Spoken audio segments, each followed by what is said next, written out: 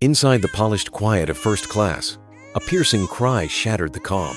The millionaire, dressed sharply but worn down by exhaustion, could not soothe his baby who screamed without end. Passengers shifted uncomfortably, murmuring their discontent, until a shy young woman from a few rows back stood up with unexpected courage. Her trembling hand reached toward the child, and what happened next left everyone stunned. Before we go on, let me wish you peace and serenity. Tell me, from which country and at what time are you watching this story? At 30,000 feet, a baby's cry shattered the stillness of first class, turning luxury into chaos.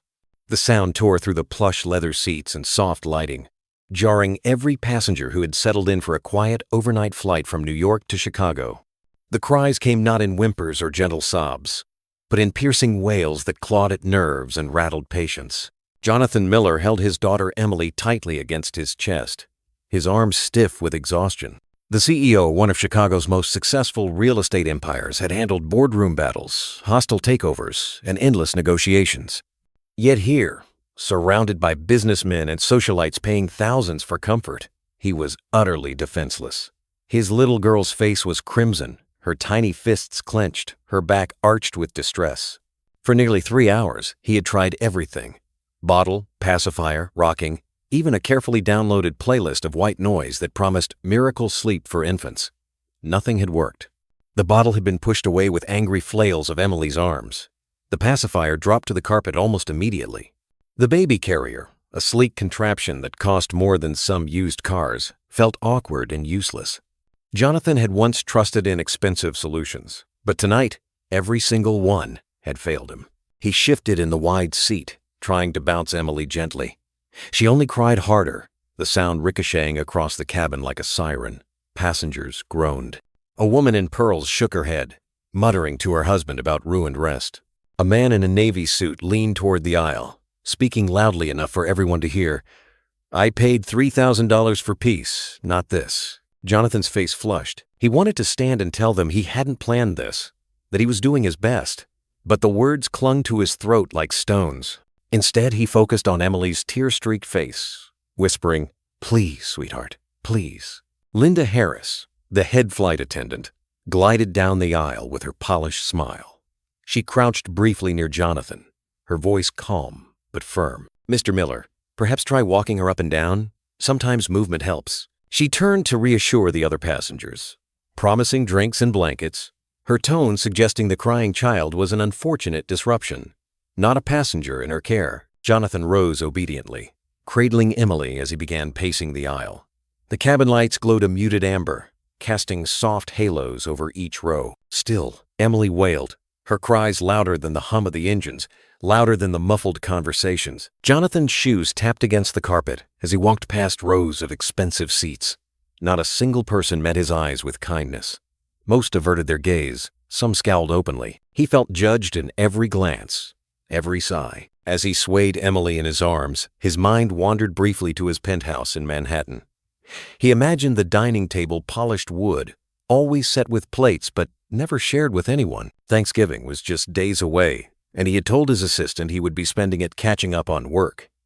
The truth was simpler and lonelier. He had no plans, no family dinners, no warm laughter filling the room. That table, much like his life, had been empty for far too long. Emily's cries brought him back, sharp as a slap. Her cheeks glistened with tears, her tiny chest heaving with effort. Jonathan sank back into his seat, bouncing her gently, whispering words meant as comfort. But the more he spoke, the more he felt the sting of his own doubt. "I don't know what you want," he murmured, his lips brushing the crown of her head. "I don't even know if you really want me." The words slipped out before he could stop them. They felt dangerous, too raw to be voiced. He had carried the thought quietly for months, ever since his wife's death, when the whispers of doubt first gnawed at him. Was Emily truly his? The suspicion had been cruel, born in grief and fear, but it had taken root. And now, in front of a plane full of strangers, that secret seemed to hang in the air as tangibly as Emily's cries. Jonathan leaned back, closing his eyes. His tailored suit felt suffocating, his tie like a noose.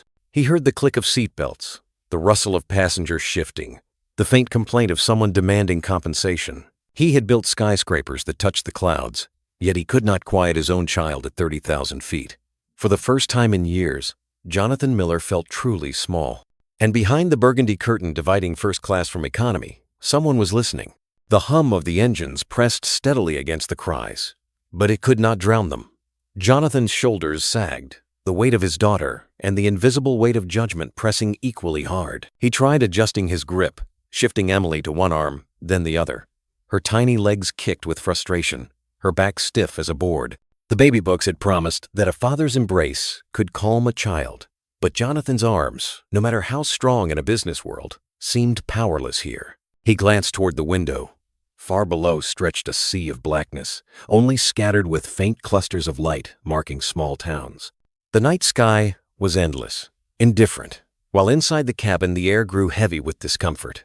He wished, for a fleeting moment, that his late wife were beside him. She had always known how to hush Emily with just a touch, a murmur, a smile. He had tried to memorize her ways, but she was gone before he could learn enough.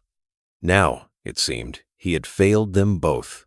Linda passed again, her heels clicking lightly against the carpet. She leaned toward him with that same controlled smile, though her eyes hinted at impatience. "Mr. Miller, perhaps we can prepare a quiet area near the galley if you'd prefer some privacy," she suggested. The words sounded polite, but the meaning was clear. Remove the disruption. Jonathan nodded stiffly, unwilling to argue.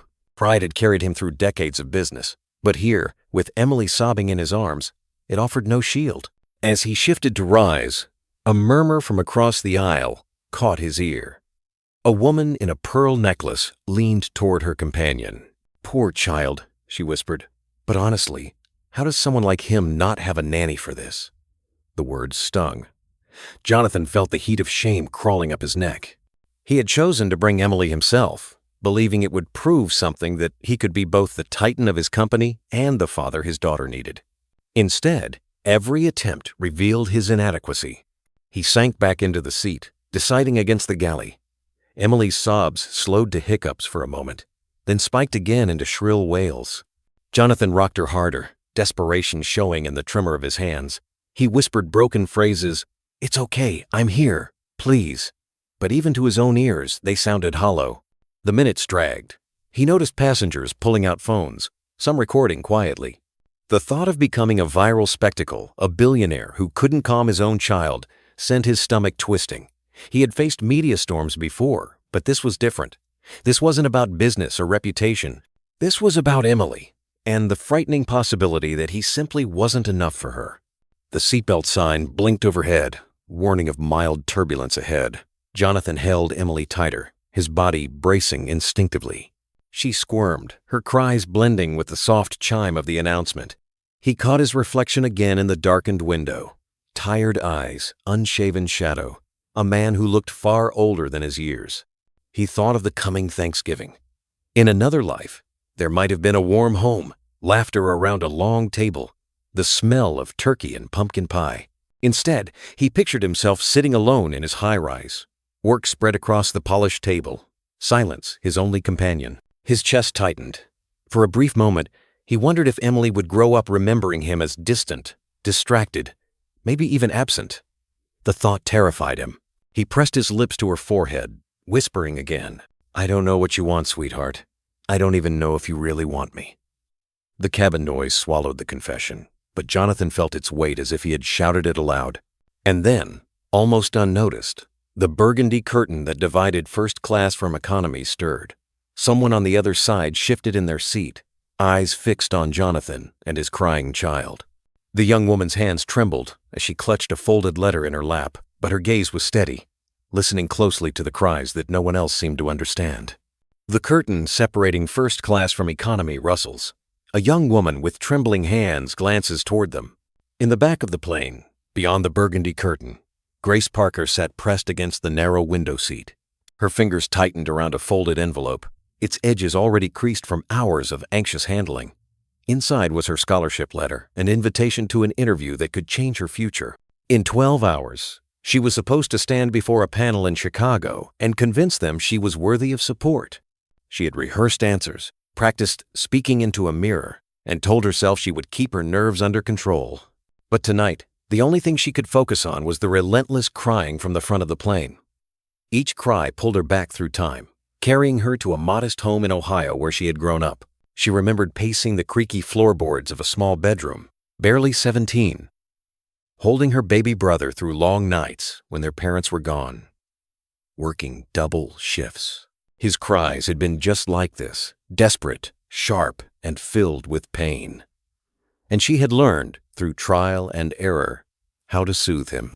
Not from expensive manuals or pediatric specialists, but from sheer necessity. Grace glanced down at the compression gloves covering her hands. She had earned them after years of working at a children's sensory center, helping kids with developmental disorders. The gloves steadied her grip, relieved pressure in her joints. Tonight, they felt more like a badge of who she had become, someone who had carried responsibility far earlier than she should have. She swallowed hard, fighting the old memory of being the girl who missed dances, skipped outings, and sacrificed dreams so her brother wouldn't suffer alone. It had shaped her, yes, but it had also left her invisible. People rarely noticed the quiet young woman with tired eyes, the one who held everything together while her family barely scraped by. A warm, weathered hand touched hers. Startled, Grace looked up to see Mrs. Thompson, the elderly woman in the next seat. Her silver hair was pulled neatly back, and her eyes held the calm assurance of someone who had lived long enough to recognize hidden strength. "You know what's wrong, don't you, dear?" she asked softly, her voice barely rising above the hum of the engines. Grace hesitated. "I think so." Her throat felt tight, words catching before they escaped. She didn't want to intrude, didn't want to be the poor girl who thought she knew better than the professionals in first class. But Mrs. Thompson's gaze was steady, unflinching. "You've seen this before," the older woman continued. "The way you're tensing with every cry. The way you watch that child." Grace nodded reluctantly. "Her back, the swallowing, her legs. It's reflux, maybe worse. He's holding her in the worst position for it." She bit her lip, lowering her eyes. "He's making it worse without knowing it." The confession hung between them, heavy with truth. Grace felt her heart hammering against her ribs. Who was she to speak up? A girl from Ohio, sitting in economy, clutching a scholarship letter she wasn't sure she'd win. Yet she couldn't shake the image of Emily's tiny body convulsing with each painful cry. Mrs. Thompson's expression softened.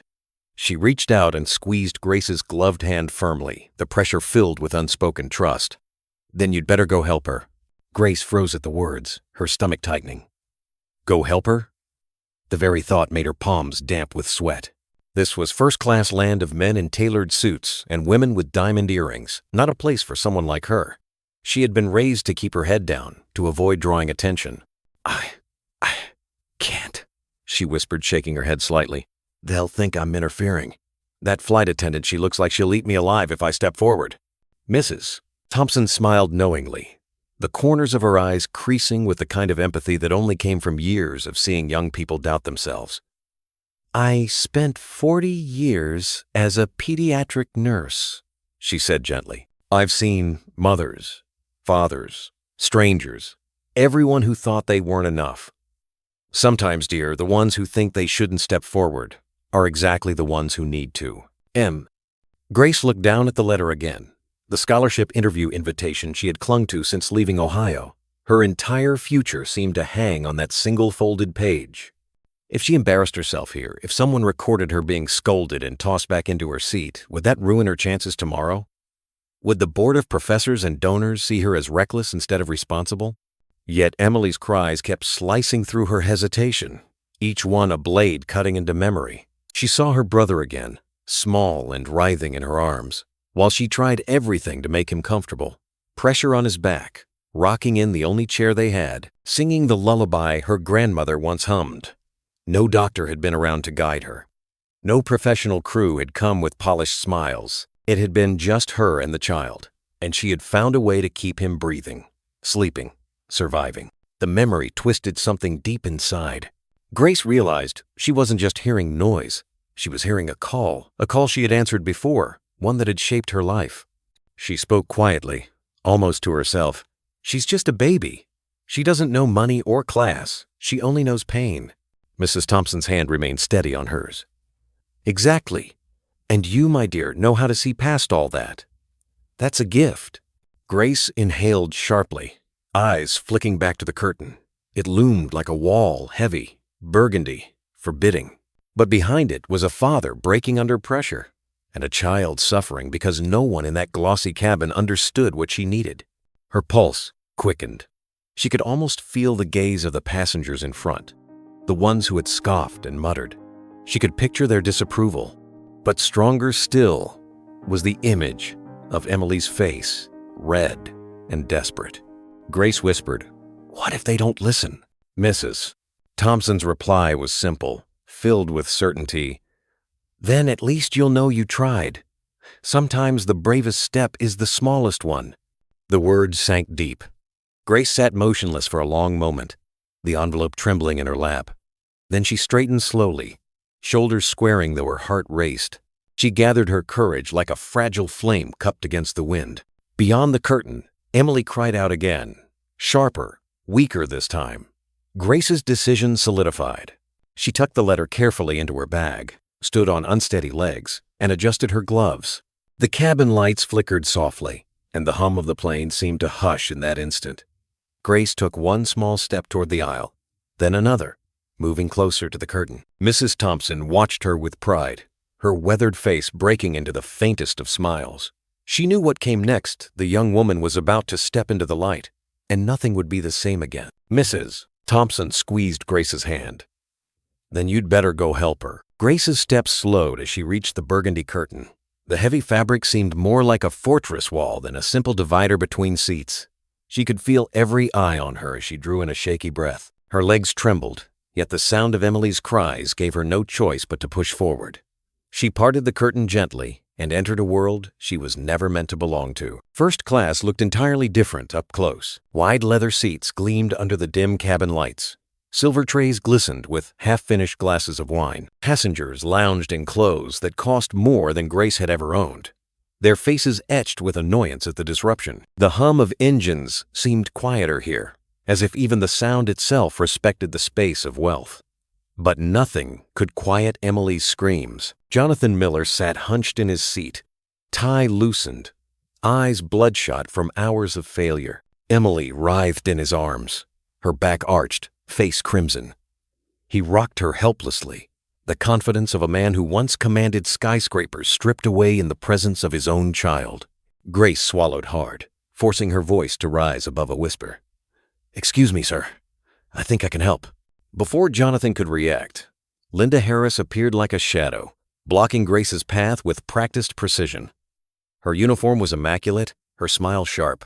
"First class is restricted to ticketed passengers only," she said smoothly, her tone carrying both courtesy and dismissal. "Please return to your seat." Grace faltered. She wanted to retreat, to vanish back into the safety of economy. But Emily's cries pierced deeper, pulling her forward. "I've worked with children who have sensory disorders," she explained quickly, her words tumbling over one another. "I know techniques, pressure points, certain positions that might help." "Oh." Linda's smile stiffened. "Our crew is professionally trained for all passenger needs. We don't require outside assistance." She stepped slightly closer, her presence commanding. To everyone else, it looked like efficiency. To Grace, it felt like a locked door. Jonathan looked up at that moment, his eyes glazed with exhaustion. He wanted to wave Grace off, to protect his pride one last time, but his arms shook, his daughter screamed, and every second felt like another judgment. Grace met his gaze steady, pleading, and for a brief instant, something unspoken passed between them. Passengers leaned forward, sensing a confrontation. Phones were lifted discreetly, recording what looked like a poor girl from economy daring to cross an invisible line. Murmurs rippled through the cabin, some disapproving, others curious. Grace's heart pounded. She thought of her brother, nights of pacing with him when she was younger, nights when she had been his only lifeline. She thought of Mrs. Thompson's steady hand urging her forward. She couldn't back down now. She tried again, voice firmer this time. "Please, let me try. If it doesn't work, I'll go back right away." For the first time, Jonathan's defenses cracked. He glanced at Linda, then back at Grace. His pride was collapsing under the weight of helplessness. His voice came out hoarse, nearly broken. Let her try. Linda stiffened at Jonathan's words. For a moment, her professional mask faltered, but she quickly regained composure. Mr. Miller, with respect, it is against our procedures. Jonathan cut her off, his tone sharper than before, though still frayed by exhaustion. Procedures haven't worked for the past 3 hours. My daughter needs help, not policies. The cabin fell quiet. Even the annoyed murmurs ceased, replaced by an expectant hush. Grace felt her cheeks heat as every eye turned to her. She wanted to shrink under their gaze, but instead she dropped to one knee beside Jonathan's seat, her trembling hands reaching out. Emily screamed louder, as if protesting the strange new face. Grace steadied her breath. She remembered her brother's tiny body in her arms, the desperate hours when she had thought she might lose him if she failed. She let that memory guide her hands now. Hold her upright against your chest, she murmured to Jonathan. Not leaning back. It eases the reflux. Jonathan hesitated, then adjusted awkwardly, following her instruction. Emily twisted and whimpered, but her cries lost some of their sharp edge. Grace nodded gently, encouraging. Support her head here. Yes, like that. She demonstrated with her hands hovering near Jonathan's, never overstepping but guiding with certainty. For the first time all evening, Jonathan felt he wasn't completely alone. Linda stood back, jaw tight, clearly uncomfortable at the scene slipping out of her control. Yet even she could not deny that Emily's screams had softened, if only slightly. One passenger whispered to another, "She actually knows what she's doing." Phones stayed raised, recording the strange tableau. A millionaire father, a crying child, and a shy young woman in simple clothes kneeling among them. Grace ignored the audience. Her focus narrowed to the small life in Jonathan's arms. She whispered softly, almost singing, as her fingers traced the air. "You're okay, sweetheart. You're safe." Jonathan stared at her, disbelief mingling with gratitude. His pride bristled, but beneath it pulsed a flicker of hope. He had read every parenting guide, hired consultants, invested in gadgets. None of it had worked. Yet here was a stranger, with nothing but her hands and her voice, offering comfort his wealth could not buy. For the first time in hours, Emily's cries began to falter. The sound didn't vanish, but it shifted into hiccups and whimpers. Jonathan felt her small body relax slightly against his chest. His own breath caught. He looked at Grace, voice cracking. How did you know?" "I tried everything." Grace met his eyes steadily, her voice low but firm. "Children don't read books. They read our hearts." The words struck deeper than Jonathan expected. They sank past the exhaustion, past the shame, straight into the hollow place he had carried since his wife's passing. The cabin seemed to exhale collectively. A few passengers even lowered their phones, their expressions softening. But just as Jonathan allowed a fragile hope to bloom, the plane jolted violently, throwing shadows across the cabin. Overhead bins rattled, glasses clinked sharply. Emily jerked awake from her fragile calm, her wails surging louder than before. The fragile peace shattered in an instant. The turbulence subsided after a few minutes, leaving the cabin in uneasy quiet. Jonathan clutched Emily tighter, his heart racing as if he had just stepped off a roller coaster. Her cries echoed again, filling the small space around them. He felt utterly drained, shoulders slumped, tie hanging loosely. Grace steadied herself on the armrest beside him. She could see panic in Jonathan's face, panic that went deeper than embarrassment. She leaned closer, her voice calm though her own hands trembled. "It's okay. We can try again. Just let me guide you." Jonathan hesitated, glancing at Linda, who stood rigidly a few steps away. But the murmurs of passengers pressing for quiet, the eyes watching him like jurors, left him no choice. He gave the smallest nod, surrendering his pride for the first time. Grace lifted her chin and spoke with newfound clarity. "Hold her upright. Yes, against your chest, just like this. It's called the koala hold. It helps with reflux." She guided his arms gently, adjusting Emily's position. Jonathan felt her small body shift against him, her cries thinning ever so slightly. Passengers leaned forward, curiosity replacing annoyance. Phones remained raised, but the expressions behind them had changed, less judgment, more wonder. They were watching something unexpected, a shy girl from economy taking control where money and status had failed. "Now," Grace continued softly, "could we dim the lights a little?" She looked toward Linda. "The stimulation is too much for her nervous system." Linda hesitated. lips tightening. But the collective stares of the cabin pressed on her, demanding cooperation. At last, she nodded curtly and signaled to another attendant. The cabin lights lowered, bathing the space in a gentle amber glow. The change was immediate. Emily blinked, her tiny fists unclenching slightly as the harsh glare softened around her. Grace's voice dropped into a lull, almost musical. "There we go, sweetheart." Just a little calmer now. Jonathan studied Grace as she worked. Her hands moved with certainty, her presence steady in a way he couldn't quite understand. She wasn't wealthy, wasn't trained in official programs, yet her confidence seemed born of long, hard nights that no manual could teach. For a moment, he felt a strange mixture of shame and admiration. Shame that he, with all his resources, had been powerless. Admiration that this young woman, with nothing but experience and compassion, could see what he could not. Emily's cries slowed into soft hiccups, her body sinking against his chest, as if the fight had drained out of her. Jonathan's chest tightened not from panic this time, but from something warmer, something he hadn't allowed himself to feel in a long time. The cabin had fallen into an unusual stillness. For the first time in hours, the shrill cries that had dominated the flight faded into a rhythm of soft hiccups. Emily rested against Jonathan's chest, her tiny breaths warm against his shirt. He barely dared to move, afraid the fragile piece would vanish if he shifted too suddenly. Grace sat back on her heels, her hands finally still.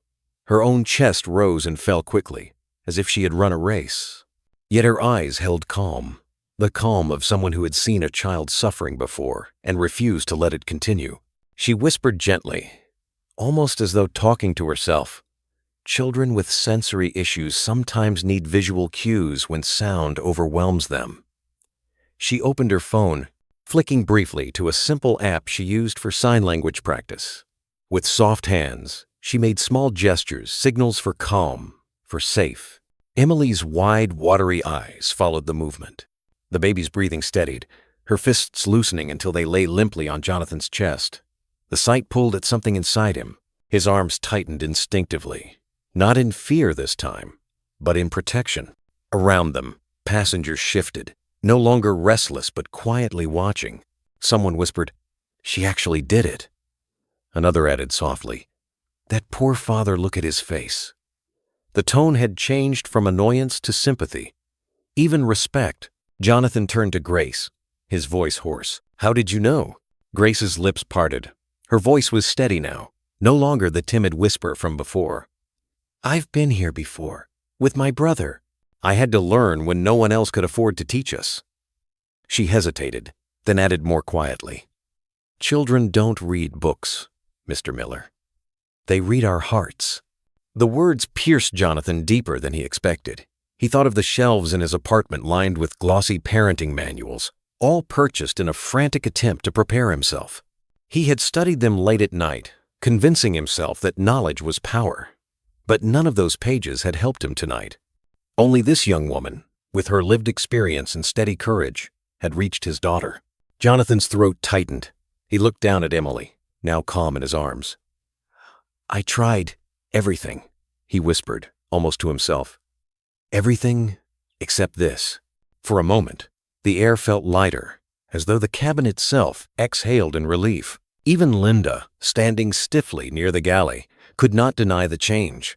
Her jaw was set, her eyes betraying something between frustration and reluctant acknowledgement. But just as the fragile piece seemed to settle, the plane shuddered again.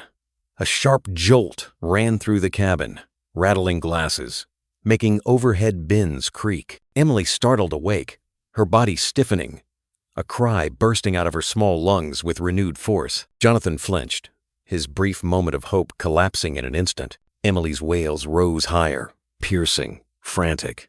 Grace reached forward instinctively, but the chaos swallowed her soft reassurances. The fragile calm they had fought so hard for shattered.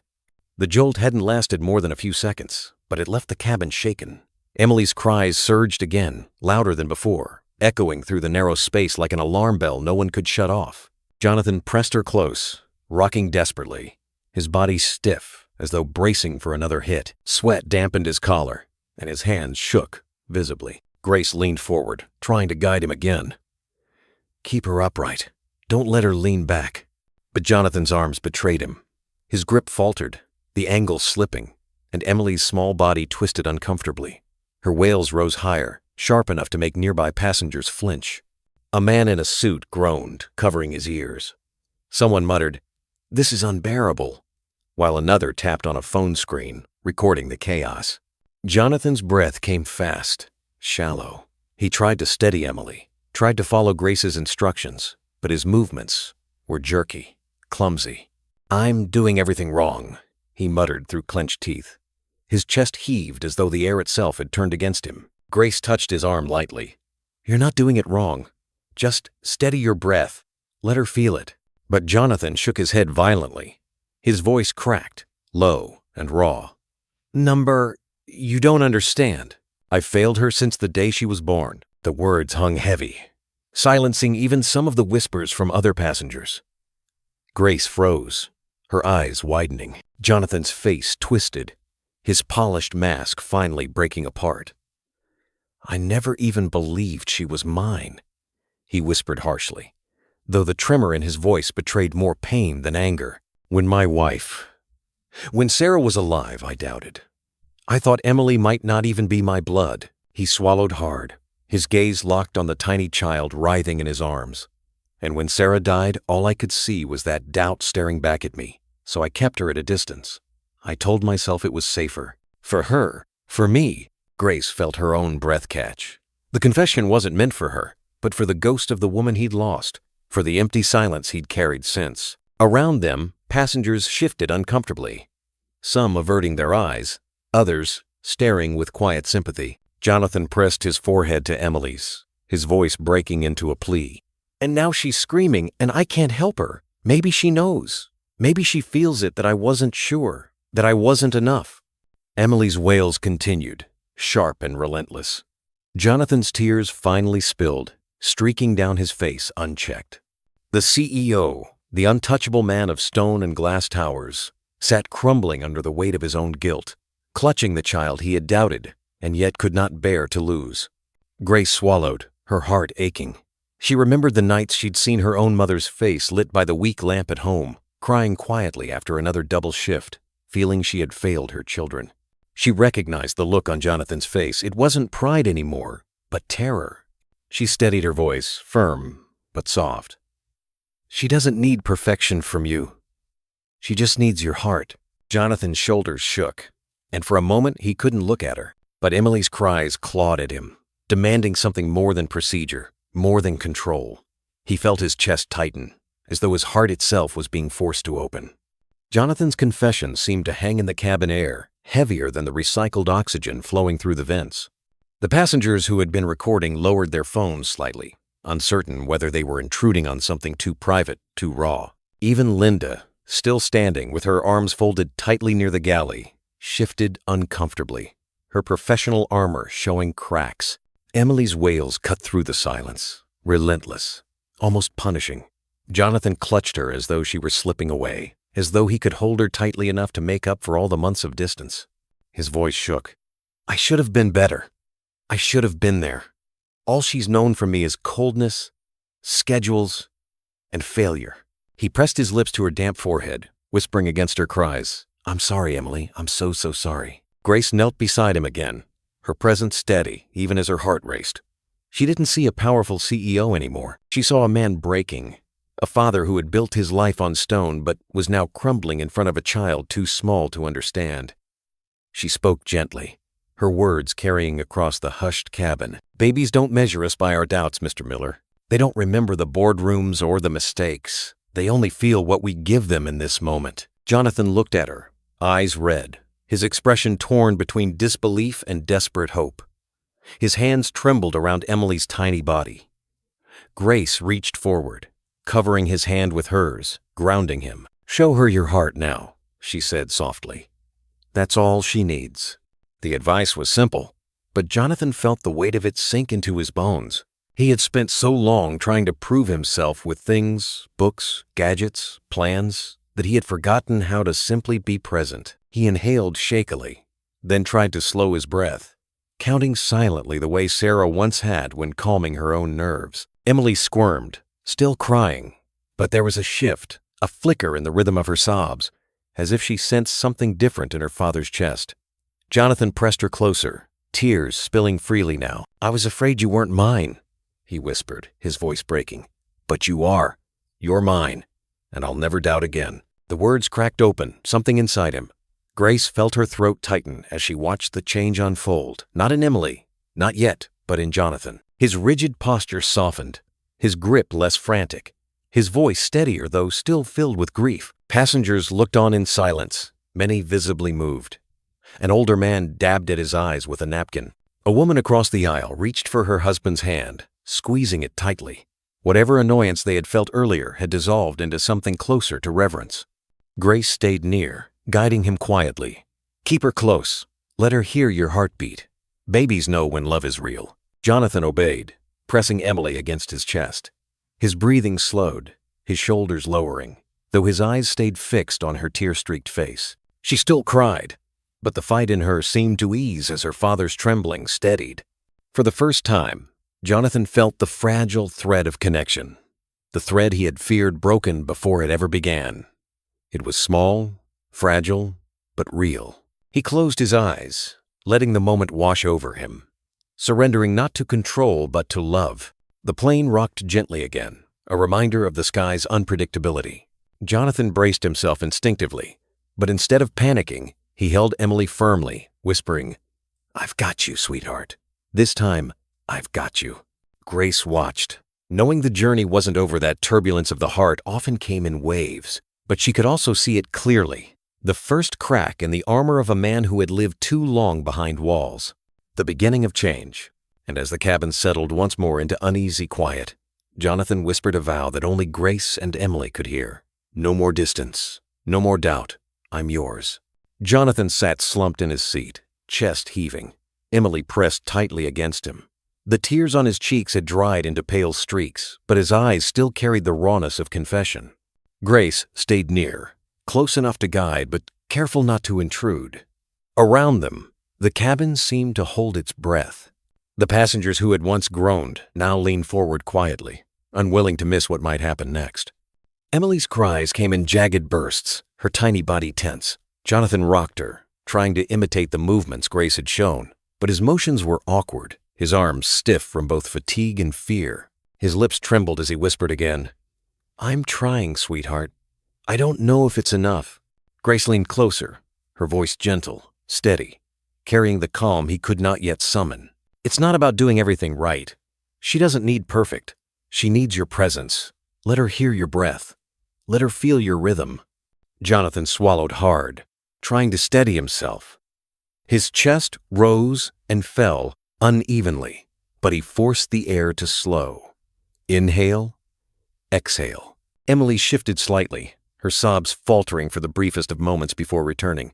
Jonathan tightened his hold, despair flickering again. "Talk to her," Grace urged softly. "She knows your voice. Even if she fights it, she knows you." He looked down at his daughter, her face red and wet. For so long he had avoided speaking freely to her, afraid of the emotions that surfaced whenever he tried. But now, with Grace's steady presence beside him, the words spilled out. "Emily," he whispered, "I don't deserve you.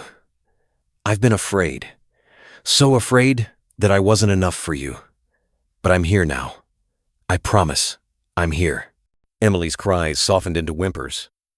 Grace nodded, her own eyes glistening. "Keep going, she feels it." Jonathan hesitated, then hummed soft at first, broken by nerves. The melody stumbled, uncertain. But as the notes found shape, a memory stirred. It was the lullaby Sarah used to sing late at night, when she would rest her head on Jonathan's shoulder and whisper about the future they'd never fully have. His throat tightened, but he kept humming, his chest vibrating against Emily's small body. Her cries wavered, uncertain, then began to taper. The change was subtle but undeniable. Jonathan's heart pounded in disbelief. He looked at Grace, who was already nodding, urging him silently to continue. The hum deepened, steadier now, carrying a strength that came not from skill but from love, long suppressed. Emily shifted again, her body less rigid, her breathing beginning to sync with the rhythm against her father's chest. For the first time that night, Jonathan felt a thread of connection grow taut and strong between himself and his daughter, thin as silk but unbreakable. The cabin had gone strangely still. It wasn't just the absence of Emily's screams, it was the presence of something fragile, something everyone on board sensed but didn't dare to disturb. Jonathan kept humming, his voice low and unpolished, but steady. Each note carried memory and regret, but also a tenderness he had never allowed himself to show. Emily's fists slowly unclenched. Her cries softened into hiccups, then quiet whimpers, and finally, silence. She nestled her damp cheek against her father's chest, her tiny body rising and falling in rhythm with his breath. Jonathan froze, afraid that the smallest shift might break the spell. But when he dared to glance down, he saw her eyelids flutter, heavy with exhausted calm. His own breath caught, and tears filled his eyes anew. She's peaceful," he whispered, as though afraid to say it too loudly. His hand trembled as it brushed over the fine strands of Emily's hair. "For the first time tonight, she's at peace." Grace, kneeling beside him, let out a long, shaky breath she hadn't realized she was holding. Her lips curved in the faintest of smiles. "Because she feels you now. Not your fear, not your doubt, just you." "Ill." Jonathan turned his face toward her, his expression stripped bare of the polished arrogance he once wore. "I thought I had to do everything right," he admitted, voice breaking. "Every book, every gadget. I thought that would make me a good father, but it was all walls, all distance." He looked down at Emily again, now resting so peacefully that it seemed impossible she had ever screamed. His voice dropped to a reverent whisper. "She doesn't need a perfect father. She just needs me." The weight of the admission hung heavy in the quiet. Passengers across the cabin shifted in their seats, some brushing away tears, others holding their own children closer. Even Linda, standing stiffly at the galley, couldn't keep her eyes from softening. Jonathan leaned back against the leather seat, Emily secure in his arms, his chest rising in a new rhythm, not frantic or panicked, but steady, strong. He pressed his lips to her head once more, murmuring, "I'm here, sweetheart." "I'll always be here." Grace studied him, her own heart aching.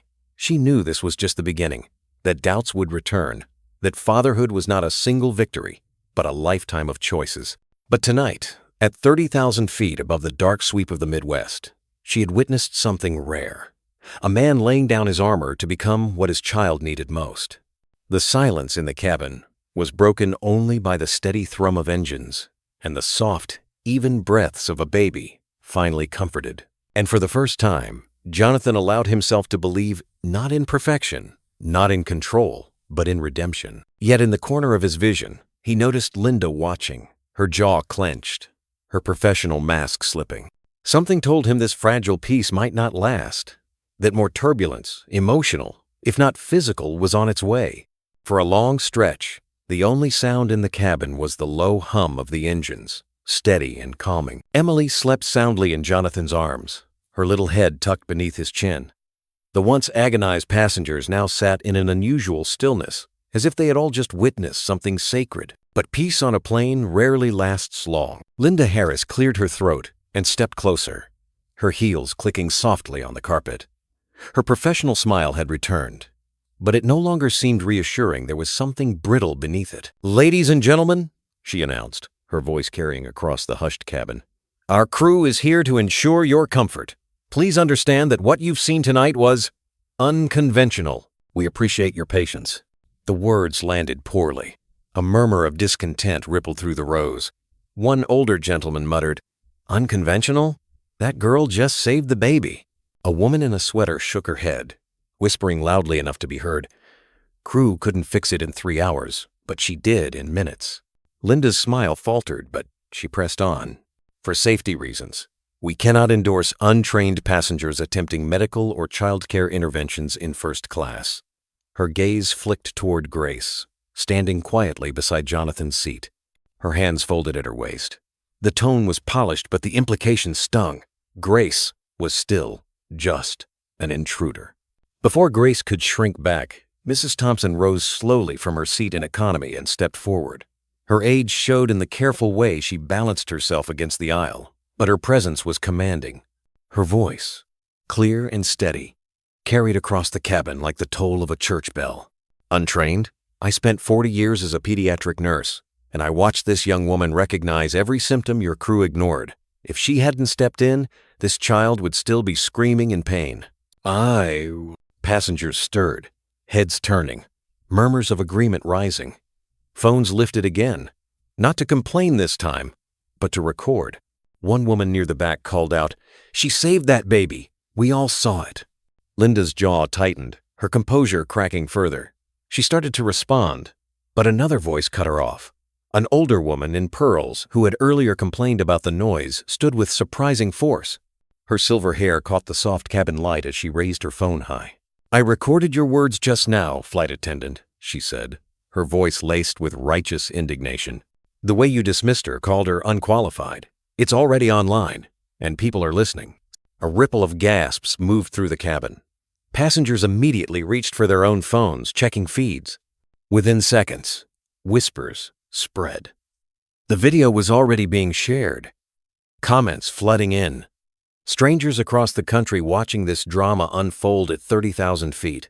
Grace froze, her face flushing as the attention shifted fully onto her. She wanted to retreat, to hide behind the curtain again. But Mrs. Thompson placed a firm hand on her shoulder, grounding her with quiet strength. "Don't shrink away, dear. You've earned this moment." Jonathan looked around the cabin, stunned by the shift. For hours he had been drowning in shame, every eye filled with judgment. Now those same eyes shone with respect. Respect not for him, but for Grace. And for the first time, he felt something unexpected. Gratitude not just for her actions, but for the way she had reminded him that compassion could still break through walls of pride. The ripple of support grew louder, no longer whispers but clear voices filling the cabin. A young man in business casual called out, "She did more for that child than anyone else tonight. Let her keep helping." Another voice added, "We all witnessed it. She belongs here." The atmosphere shifted entirely. What had begun as resentment toward Jonathan's crying child now turned into a collective defense of Grace. The invisible girl from economy had become the center of the story, her quiet courage undeniable. Linda's polished smile collapsed. For the first time, her professional mask slipped away, revealing the raw anxiety underneath. She opened her mouth to respond, but Jonathan rose slowly from his seat, Emily still nestled peacefully against his chest. His voice carried naturally, trained by years in boardrooms, but it held something rare humility. "Ladies and gentlemen," he began, pausing as every eye turned to him, "what you've witnessed tonight is not just a father struggling with his child. You've seen the truth of what it means to care. I couldn't help my daughter, not with all the resources, not with all the knowledge money could buy. But this young woman—" He glanced at Grace, his voice breaking slightly. "This young woman saved my child, and she saved me from my own fear." The cabin erupted in applause, thunderous and sustained. Some passengers stood, clapping with genuine warmth. Others filmed, not to shame, but to preserve the moment. Grace's cheeks flushed crimson, her eyes wide with disbelief. She shook her head slightly, murmuring, "I didn't do anything special." Mrs. Thompson squeezed her shoulder firmly. "Child, you did everything that mattered." Jonathan turned, his eyes locking with Grace's. "You showed me that being a father isn't about being perfect. It's about being present." His words were not just for her, but for every listening ear in the cabin, and perhaps even for himself. The older woman in pearls lowered her phone, her earlier disdain gone.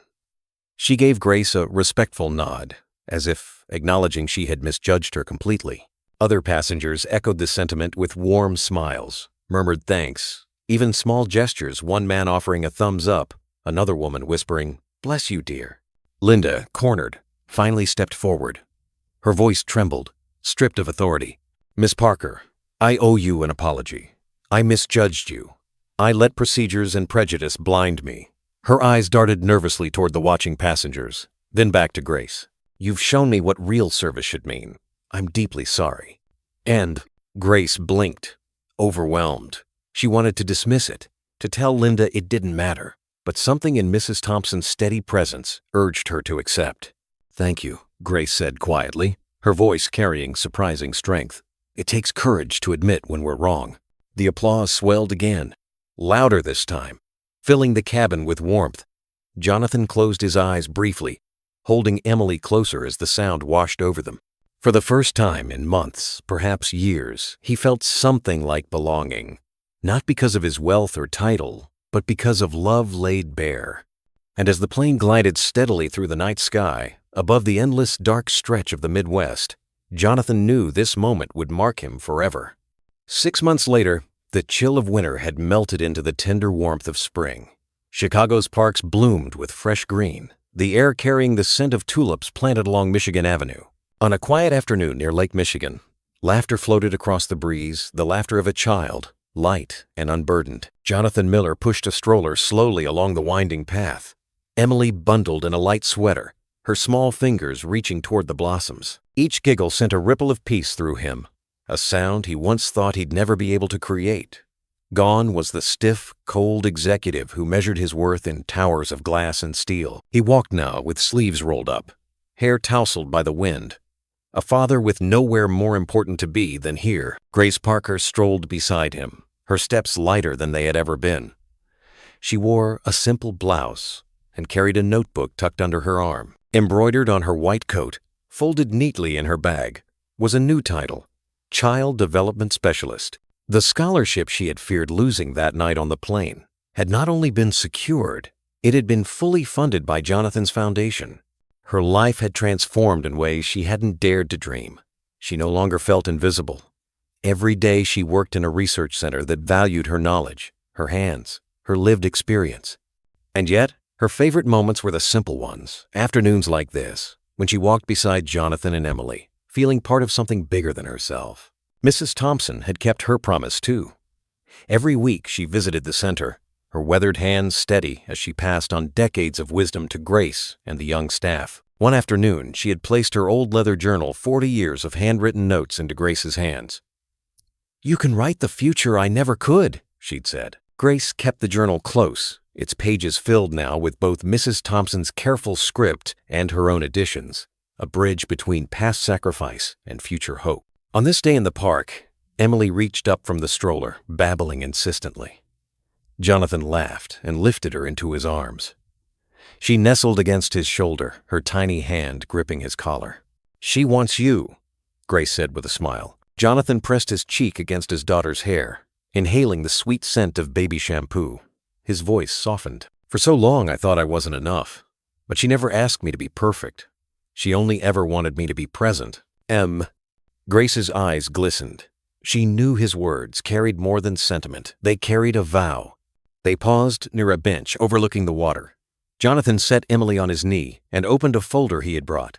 Inside were documents for the Emily Foundation, now fully active, funding resources for families with children facing sensory challenges. What had begun as chaos at 30,000 feet had grown into a mission touching countless lives. Jonathan handed the folder to Grace. "You'll lead the advisory board. You'll make sure this isn't just a name, but a living promise." Grace's hands trembled as she accepted it. "I don't have all the answers," she said honestly. Jonathan shook his head, smiling. "Neither do I. But together, maybe we'll have enough." The afternoon sun glimmered on the surface of Lake Michigan, casting a golden shimmer across the water. Families passed by, children riding bikes with streamers fluttering, couples walking hand in hand, an elderly man feeding breadcrumbs to a flock of ducks. Life moved gently, yet Jonathan felt as though time had slowed, just for him. Emily clapped her tiny hands together, babbling in delight at the ducks. Jonathan laughed, a sound free of the tension that once marked his every word. He adjusted her carefully on his lap, whispering, "Look at you, sweetheart. 6 months ago, I couldn't calm you for more than a minute. And now," he glanced at Grace, his eyes filled with a gratitude that words could never fully hold. "Now, we're here." Grace smiled, the spring breeze brushing strands of hair across her face. She reached into her bag and pulled out Mrs. Thompson's leather journal. Its pages had grown thicker with her notes, diagrams, and careful handwriting. She opened it on the bench between them, where Emily's small hand immediately reached out, patting the paper with curious fingers. Grace chuckled softly. "She's already claiming her part in it." Mrs. Thompson herself appeared just moments later, walking slowly with her cane. She lowered herself onto the bench with practiced dignity, her eyes lighting up at the sight before her. "Well," she said warmly, If this isn't the picture of redemption. She reached for Emily, who reached back without hesitation, tiny fingers gripping her weathered ones. Jonathan leaned forward, his voice thick with emotion. You changed everything that night. You gave Grace the courage to step forward, and you gave me the push I needed to stop running from my own child. Mrs. Thompson smiled knowingly, her eyes glistening. I only reminded you both of what you already carried inside.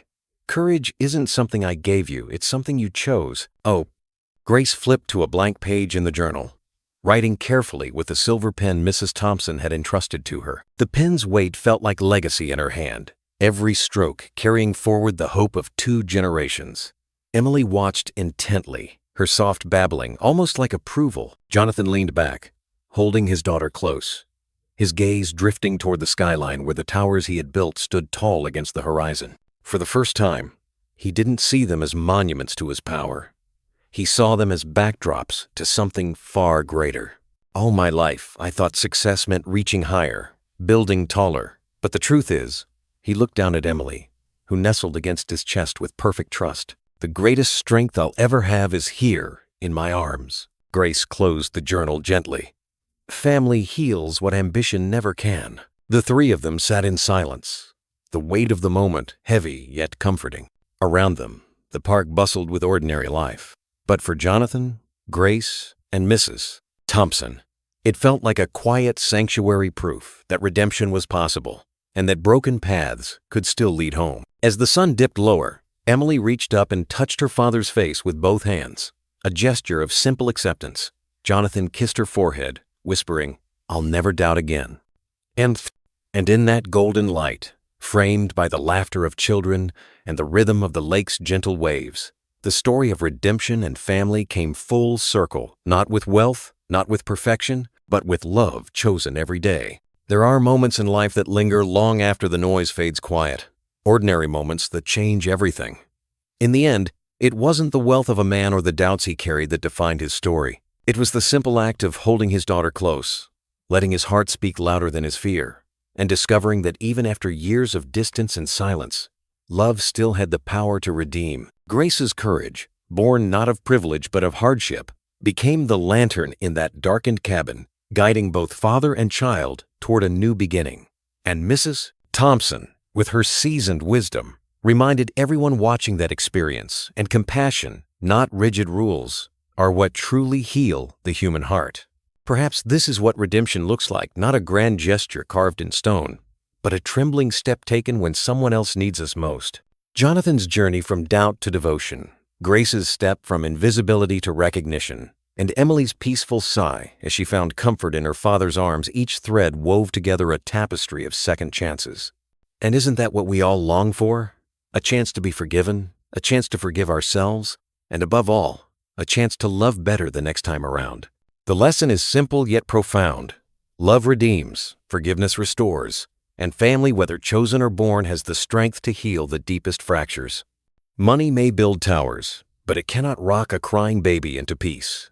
Titles may command attention, but they cannot replace the warmth of a father's embrace. True strength is found not in control, but in connection. As the years pass, we may forget the details of contracts signed or accolades received, but we never forget the hand that steadied us, the voice that comforted us, the meals shared at a crowded table where laughter drowned out loneliness. Think of it this way. Just as a simple lamp in a farmhouse window once guided travelers safely home on cold Midwestern nights, a single act of kindness can illuminate even the darkest corridors of our lives. We do not need to be perfect to be worthy of love, nor do we need grand resources to change someone's world. Sometimes it is enough to show up, to listen, to hold steady in the storm. Grace did that on a plane, Jonathan did that for his daughter, and Mrs. Thompson did that with her steady faith in the younger generation. Each of us can do the same, in our kitchens, in our neighborhoods, and around our own tables. As we grow older, many of us know the sting of regret, words unsaid, relationships neglected, memories tinged with what might have been. But stories like this remind us that it is never too late to choose again. It is never too late to knock on the door of family, to set another place at the table, to whisper, "I'm here," to someone who has waited too long to hear it. Love is not bound by the past. It waits patiently, ready to be chosen again and again. So tonight, as you sit with this story, let it echo in your own life. Perhaps it calls you to pick up the phone and hear the voice of someone you've drifted from. Perhaps it nudges you to forgive yourself for the years you think were wasted. Or perhaps it simply reminds you to savor the simple grace of family dinner, the scent of pie cooling on the counter, or the laughter of a grandchild reaching for your hand. If this story touched you, I'd love to know. Press 1 the comments. If you felt it missed the mark, or if there's something you'd like us to do better, press 0 and share your thoughts. Either way, your voice matters here.